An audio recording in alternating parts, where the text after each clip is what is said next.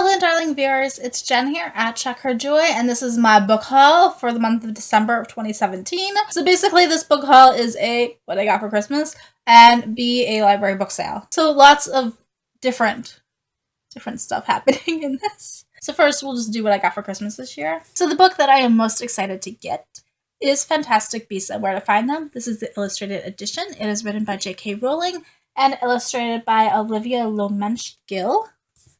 Love it. I already owned the first Fantastic Beasts and Where to Find Them, the one with the school books that has Ron, Harry, and Hermione writing all over it. But ever since I got that book, I'm like, man, I wish there was an illustrated version where you could actually see all these creatures. And now we have it, and I love it. And the illustrations are so gorgeous. Like, these are fantastic. I love it terribly. The art style is a little bit abstract in a way, but I love all the different illustrations. It's a bit cheeky at times. We still have the mom classifications and Newt's like commentaries about these, which is adorable. There's also an introduction in this book that is written by Newt, and it touches on things that happen in the movie. So if you haven't seen the movie yet, totally go do that. This is the book I was most excited to get for Christmas because it feels weird buying a book that I already own. But at the same time, this illustrated version has so much more happening with it, particularly with the illustrations. So I am loving it. It's a bit big. It's not a book I'm going to throw in my backpack and take with me or anything, but it's definitely one that I'm going to peruse at home slowly and very enjoyably. And then the other book that I got for Christmas this year is Artemis by Andy Weir. Andy Weir wrote The Martian, which I read last year, and it was amazing, and I love it. I put this one on my Christmas list specifically so that my brother would buy it for me, which is exactly what he did. So yes, I'm gonna have to share it with my brother, but I'm okay with that. So Artemis follows this character of Jazzy, who lives on a lunar colony. She lives on the moon, and she's a bit of a criminal, and she wants to have this big score, this big heist in this book. I haven't read it yet, so I don't want to know much more about it. But the fact that it's written by the guy who wrote The Martian, also the premise of living on the moon, is enough to get me to really want to read this and be excited for it. So, yes. Artemis! I got Doctor Who Flux. This is a card game where it's a game that's constantly changing, hence the name Flux. This one is totally Doctor Who edition, which I love. In case you guys didn't know, I am super obsessed with Doctor Who, and so I'm really excited to have this version. It has the main doctors as well as their companions and stuff like Daleks and Cybermen as creepers. I love the goals, like that's the best part. So like on here it has the TARDIS and the 10th Doctor, and together they make all of time and space. And then from my sister I got two different pins. One says I heart my cat, which I totally do, and the other one is this one, which is an owl reading a book, which is pretty sweet too. This one's totally going on my name tag at work. Just saying. So those were my Christmas presents this year that were kind of book or media related.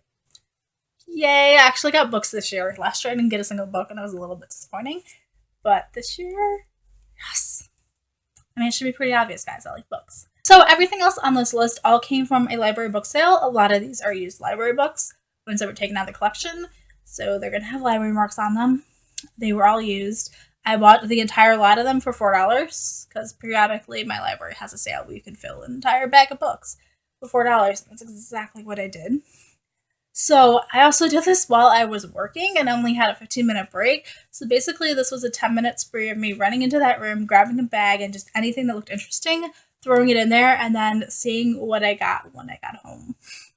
So when I got home, it was interesting to see what I had actually picked. Some of them maybe are ones that I wouldn't have gotten otherwise. So the first one is The Gospel of Loki by Joanne M. Harris. This one is Loki's version of Norse mythology. So everything told through the perspective of the trickster god.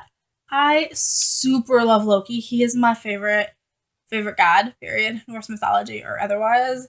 So I am really excited to read this. He's also pretty much hilarious. Next is A Nameless Witch by A. Martinez. I really love his fantasy sci-fi books. A. Martinez is really funny, like Terry Pratchett, Douglas Adams type funny. And this one follows witches, which is definitely like my favorite paranormal creature people. I love stories about witches. So why I grabbed that one. Next up, I have A Discovery of Witches by Deborah Harkness. This is one that has like been on my TBR for a while, so when I saw it, I grabbed it. So this one follows a girl who is a descendant of witches, but doesn't want anything to do with witchcraft on her own. And she works in a library, and she finds this book of witchcraft, and she doesn't want anything to do with it, so she kind of just shoves it back in the stacks. But the fact that she opened the book and looked at it kind of sets off things happening. This one's I'm definitely going to read this one for sure. The next book is Touched by Claire North. I just finished The End of the Day by Claire North, which was amazing. So definitely grabbing anything else by her. So in this book, we have a main character who finds a murder victim, and when she touches the murder victim, she inhabits the body of the killer. And she finds out that she can now touch people and kind of see their lives and live them for a bit, which sounds interesting and fascinating. So this one is Mars Life by Ben Bova, and this one focuses on a Martian colony, specifically scientists on Mars who are anthropologists, and they are looking to see if there was life on Mars, and they actually discover an entire village of Martian populace, so apparently there was a civilization on Mars. So I am interested in finding out what exactly life on Mars looked like, at least according to Ben Bova. It's still fiction. And then also by Ben Bova, I have The Immortality Factor. This one focuses on two brothers, and they are on different scientific views about this issue about whether or not we should be trying to make ourselves immortal and unlocking our genes so that we can live forever. And apparently there is a woman that they are both desperately trying to save, and whether or not the gene stuff that they're doing would influence her. So I like the idea of the family dynamic and things factoring into this, not just immortality in general.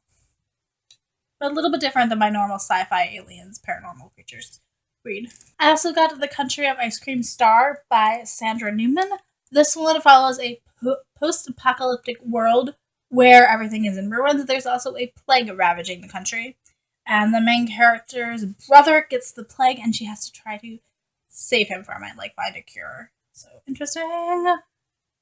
Post-apocalyptic and plague. I keep seeing this one at the library, and I'm like, I kind of want to read that, so I got it. No excuses anymore. I also have Station 11 by Emily St. John Mandel, and this one follows a troupe of actors along the Great Lakes, which totally is where I live, so excited for Great Lakes mention. Anyway, one of the actors dies, and somehow this ends up with like a plague infecting the earth. I haven't read it yet, so I'm not exactly sure how this happens. But it sounds a bit interesting. Really excited for like the actor spin on it for drama and theatrics. And then I found How to Make Friends with Demons by Graham Joyce. And I didn't even know this book existed, but it sounds super interesting. So this guy, first of all, has like internal demons plaguing his family. But he also meets literal, actual, like figures, demons, and trying to identify them and everything. So this one sounds interesting and a bit outside my normal reading. I don't normally deal with demons.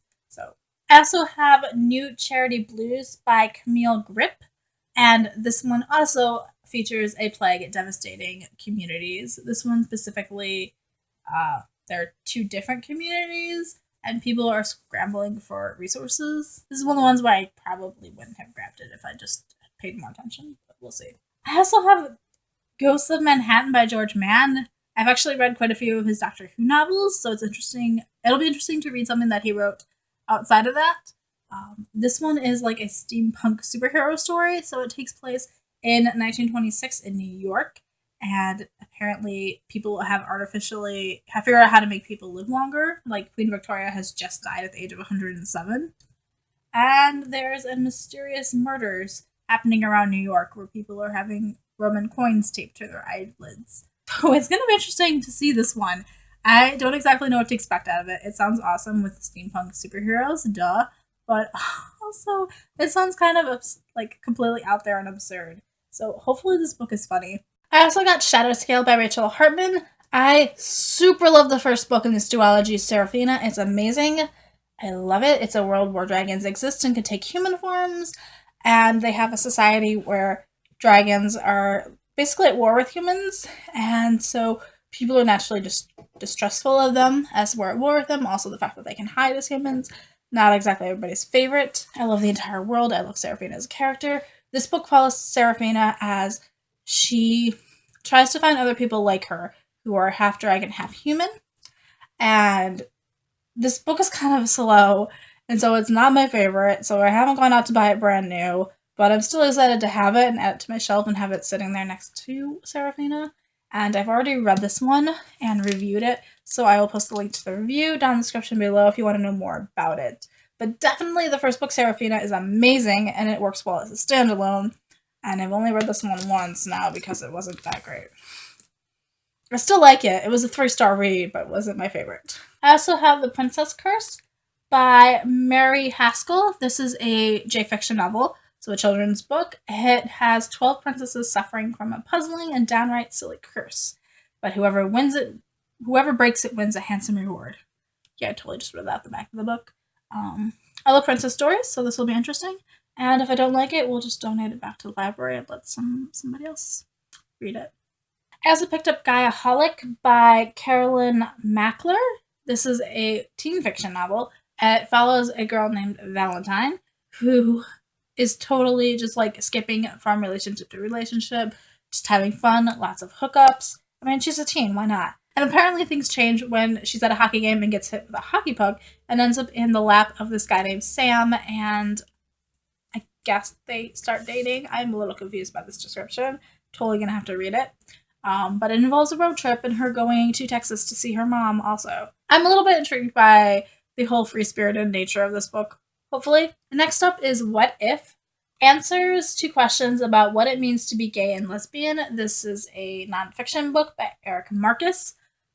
Probably wouldn't have picked this up if I really thought about it. Probably should have left it for a teen that is gay or lesbian and has questions.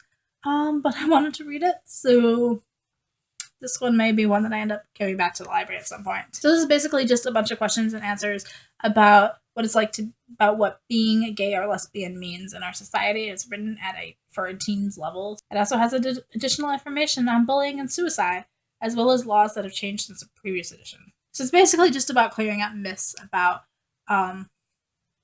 being gay and lesbian and what it actually is and means. And also, I have Husbands by Brad Bell and Jane Espenson. Yeah, I can't pronounce that today.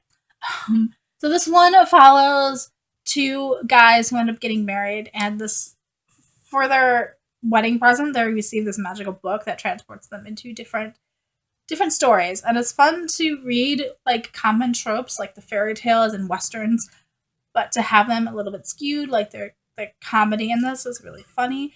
Also, seeing things from a male relationship romance is awesome. I've already read and reviewed it. It's amazing. I love it. And it's based off the web series called Husbands, which is also really funny and I enjoyed. So, ta-da! Also, I'll post a link to the review for this one down in the description below if you want to know more. So the last book I picked up is Res Life by David Truer. This is a nonfiction book about the Native American experience living on reservations. I'm particularly interested in this because I've been trying to read more by and about Native Americans in the U.S. So we're going to stick that on that train. Also, it's nonfiction, so getting actual facts. And he is also a fiction writer, so apparently he does a good job of relating stories, like cultural stories in here, so it's not just plain text here, blah, blah, blah. Sometimes nonfiction can be a little dry, guys. So I'm hoping that this one is entertaining and interesting also, while being incredibly informative. So, ta-da!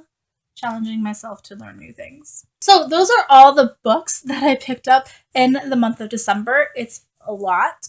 I am not sure if I'm going to read these all or how long it's going to take me to read them all. Some of these may end up going back to the library and getting put up for sale again. We'll see.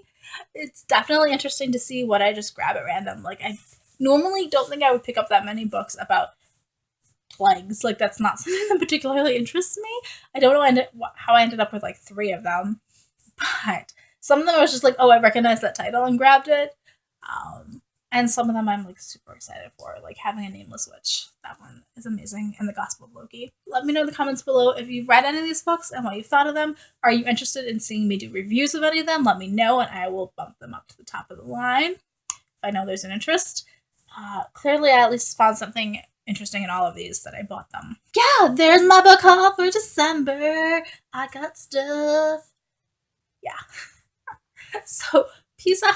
I love you guys and keep reading. Bye.